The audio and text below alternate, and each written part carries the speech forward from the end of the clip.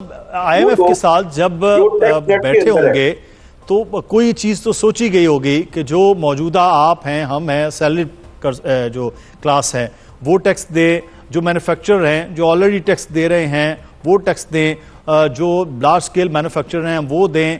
अब किस तरह से को प्लान किया होगा कि 15,267 अरब रुपए का इन पर बोझ डाला जाए, क्योंकि देखें महंगी तवानाई है, अब सनतें बंद हैं नजर आ रही हैं, शरह सूद का इजाफा हो गया है, तो अब कारोबार या बिजनेस से तो एज सच अपॉर्चुनिटी नजर नहीं आ रही है।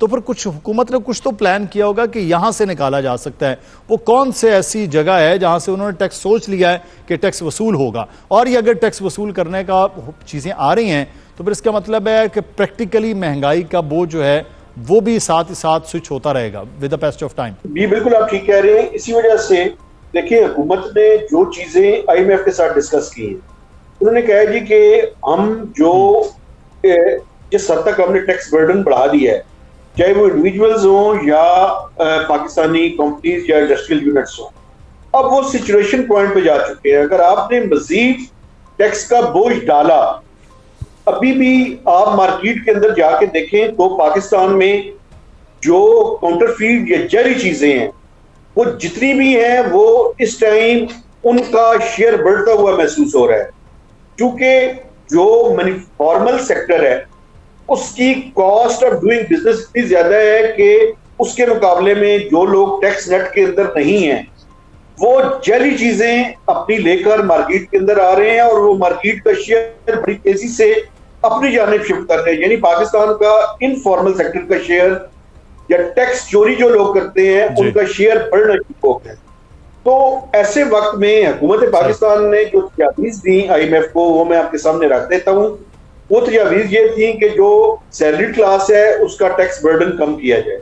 जो पाकिस्तान का फॉर्मल सेक्टर है उसका कॉर्पोरेट टैक्स का रेट जो 29% है, लेकिन अगर आप प्रैक्टिकली जाके देखें तो ईओबीआई के उनके अखराजात, workers welfare fund, super tax, तो कुछ कंपनीज जो है वो 50 से लेके 60% तक टैक्स दे रही हैं। खासकर पाकिस्तान का बैंकिंग सेक्टर की मैं आपको मिसाल दूंगा, और भी बहुत से सेक्टर जी। तो अब वो सिचुएशन पॉइंट पे जा रहे हैं, तो बड़ा जरूरी है कि उनके टैक्स बर्डन को कम किया जाए।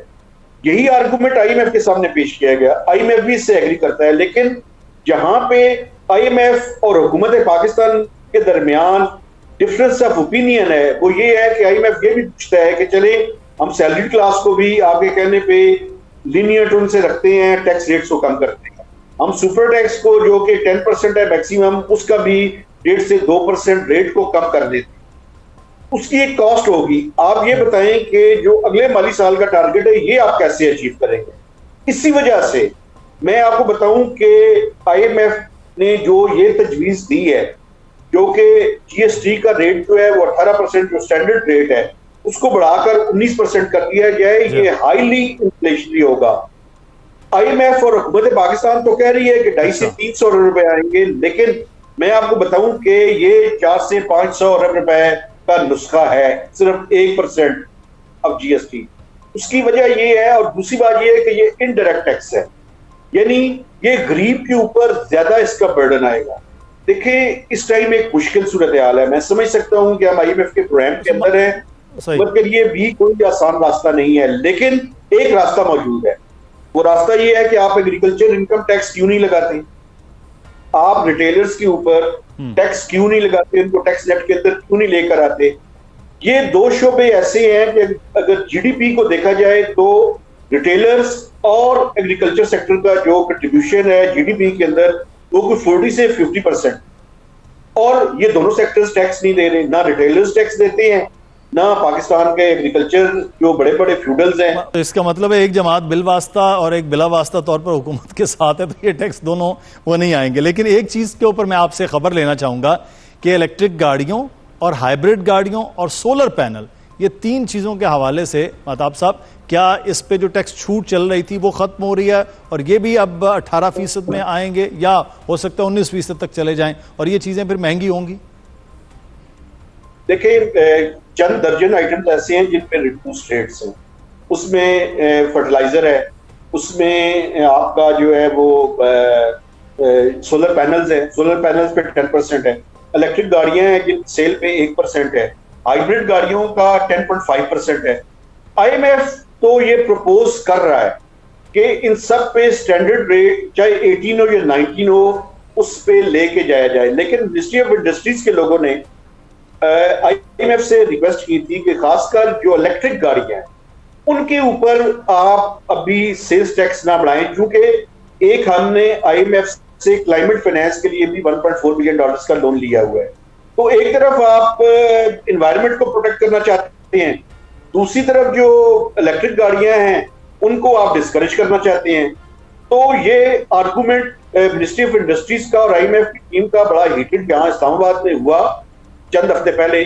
अब देखना ये है कि बजट में क्योंकि एक टैरिफ प्लान भी मिनिस्ट्री ऑफ कॉमर्स के साथ जो है वो उन्होंने डिस्कस किया हुआ है, तो अब देखना ये है कि ये उसके ऊपर आईएमएफ को कन्विंस कर पाते हैं या नहीं कर पाते।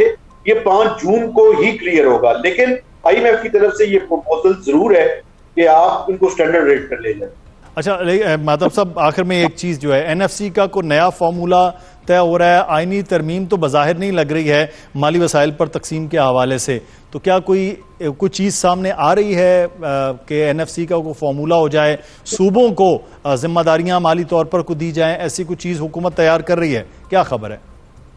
उसके लिए 28वीं तरमीम की जरूरत है। अभी तो ये जो मौजूदा बजट है ये पिछला जो एनएफसी था उसी के ऊपर बन रहा है और उसी के तहत जो है वो सूबों को वसाइल जो है वो मुहैया की जाएंगे।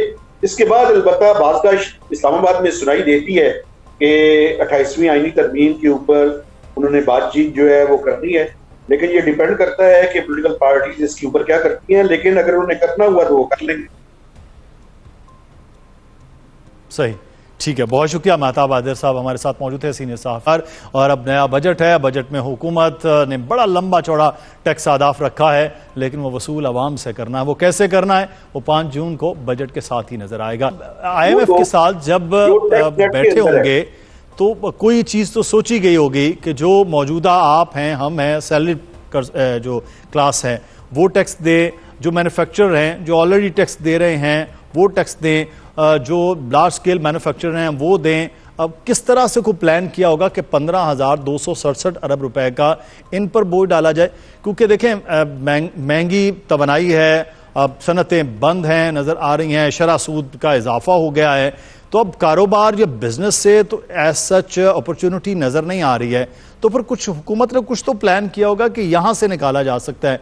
वो कौन से ऐसी जगह है जहाँ से उन्होंने टैक्स सोच लिया है कि टैक्स वसूल होगा, और ये अगर टैक्स वसूल करने का चीज़ें आ रही हैं तो फिर इसका मतलब है कि प्रैक्टिकली महंगाई का बोझ जो है वो भी साथ ही साथ स्विच होता रहेगा with the passage of time. जी बिल्कुल, आप ठीक कह रहे हैं। इसी वजह से देखिए हुकूमत ने जो चीजें आईएमएफ के साथ डिस्कस की हैं, उन्होंने कहा जी कि हम जो जिस हद तक हमने टैक्स बर्डन बढ़ा दिया है, चाहे वो इंडिविजुअल्स हों या पाकिस्तानी कंपनीज या इंडस्ट्रियल यूनिट्स हों, अब वो सिचुएशन पॉइंट पे जा चुके हैं। अगर आपने मजीद टैक्स का बोझ डाला, अभी भी आप मार्केट के अंदर जाके देखें तो पाकिस्तान में जो